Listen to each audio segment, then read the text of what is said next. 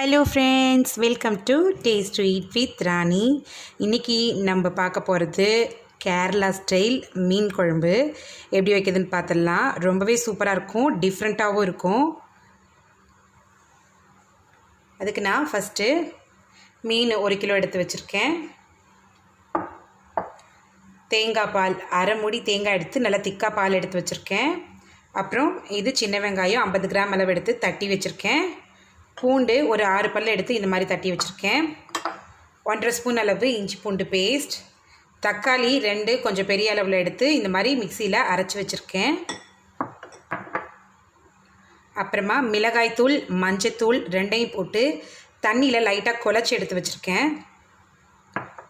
அப்புறமா இது புளி, நம்ம நார்மல் புளி கிடையாதுங்க, கொடம்புளின்னு சொல்லுவாங்க. அது பார்த்திங்கன்னா இந்த மாதிரி இருக்கும். நீங்கள் சூப்பர் மார்க்கெட்லலாம் இது கிடைக்கும், கொடம்புளின்னு சொல்லுவாங்க இது பேர். இதை எடுத்து ஒரு 4 துண்டளவு ஊற வச்சுருக்கேன். இந்த சைஸில் ஒரு 4 பீஸ் எடுத்து ஊற வச்சுருக்கேன். அப்புறமா கருவேப்பிலை 2 பச்சை மிளகாய் கீறி வச்சுருக்கேன். அரை ஸ்பூன் வெந்தயம் வச்சுருக்கேன். அவ்வளோதான். எப்படி செய்யுதுன்னு பார்த்துடலாம். ஃபஸ்ட் ஒரு கடாய் எடுத்துருக்கேன். இதில் நம்ம தேங்காய் எண்ணெய் தான் இன்றைக்கி தாளிக்க போகிறோம். எப்பொழுதுமே கேரளாக்காரவங்க மோஸ்ட்லி தேங்காய் எண்ணெய் தான் யூஸ் பண்ணுவாங்க.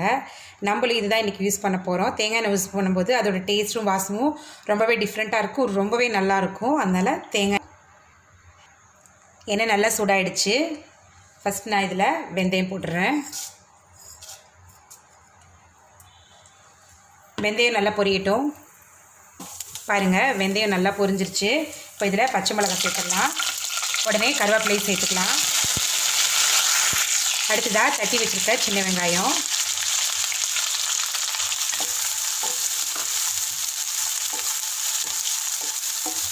வெங்காயம் நல்லா வதங்கட்டும். வெங்காயம் சீக்கிரம் வதங்கிறதுக்காக உப்பு சேர்த்துட்டு மிக்ஸ் பண்ணதுமே கூடவே இடித்து வச்சுருக்க பூண்டையும் உள்ளே சேர்த்துருங்க. வெங்காயமும் பூண்டும் நல்லா வதங்கட்டும். பாருங்கள், வெங்காயமும் பூண்டும் இந்தளவு நல்லா வதங்கிடுச்சு. இப்போது இஞ்சி பூண்டு பேஸ்ட் உள்ளே சேர்த்துக்கலாம். கொஞ்ச நேரம் வதங்கினதுக்கப்புறமா நம்ம அரைச்சி வச்சுருக்க தக்காளி உள்ளே சேர்த்துடலாம்.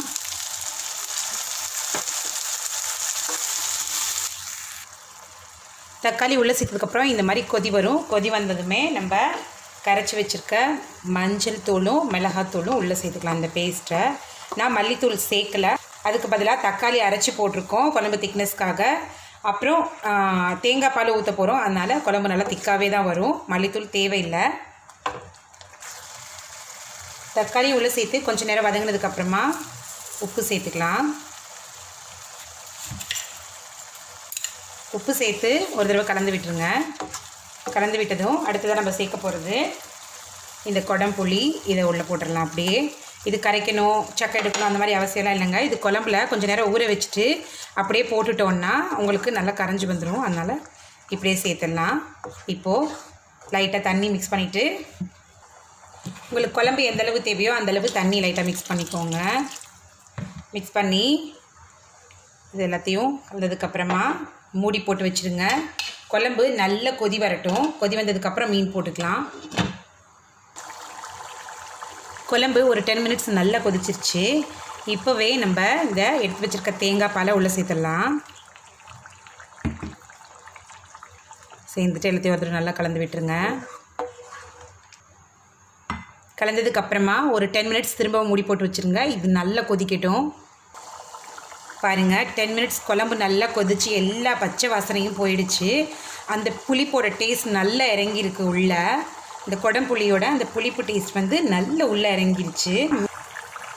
அடுத்ததாக மீன் சேர்த்துக்கலாம்.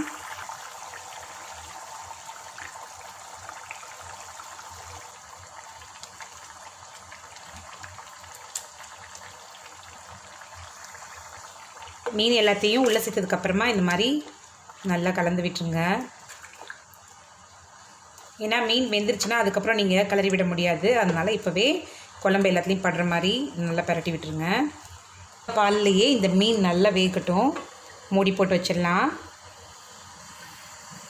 ஒரு 5 நிமிஷத்துக்கு அப்புறமா மீனை லைட்டாக உடையாமல் மெதுவாக பரட்டி விட்டுருங்க. இப்படி எல்லாத்தையும் நல்லா பெரட்டி போட்டதுக்கப்புறமா திரும்ப மூடி போட்டு வச்சுருங்க. திரும்பவும் நல்லா வேகட்டும். நம்ம குழம்பு தக்காளி நல்லா ரெட்டாக இருந்ததுனால அரைச்சி ஊற்றி பண்ணதுனால கலர் நல்லா ரெட்டாக இருக்குது. மூடி போட்டு வச்சிடலாம். பாருங்கள், அவ்வளோதான். நம்ம குழம்பு நல்லா கொதிச்சு மீனெல்லாம் வெந்து ரெடி ஆகிடுச்சு. இப்போ ஸ்டவ் ஆஃப் பண்ணிடலாம். வாவ், பாருங்கள், நம்மளோட கேரளா ஸ்டைல் மீன் குழம்பு. தேங்காய் பால்லையே மீன் நல்லா வெந்திருக்கு. தேங்காய் எண்ணெயும் சேர்த்துருக்கோம். இந்த வாசம், அந்த புளியோட வாசம் எல்லாமே சேர்த்து பயங்கரமாக நல்லா சூப்பராக ரெடி ஆகிருக்குங்க. கண்டிப்பாக ட்ரை பண்ணி பாருங்கள். ட்ரை பண்ணி பார்த்துட்டு எப்படி இருக்குது எனக்கு கமெண்டில் சொல்லுங்கள். இந்த வீடியோ உங்களுக்கு பிடிச்சதுன்னா லைக் பண்ணி, ஷேர் பண்ணி, கமெண்ட் பண்ணி, மறக்காமல் சப்ஸ்கிரைப் பண்ணிவிடுங்க. தேங்க்யூ ஸோ மச் ஃபார் வாட்சிங்.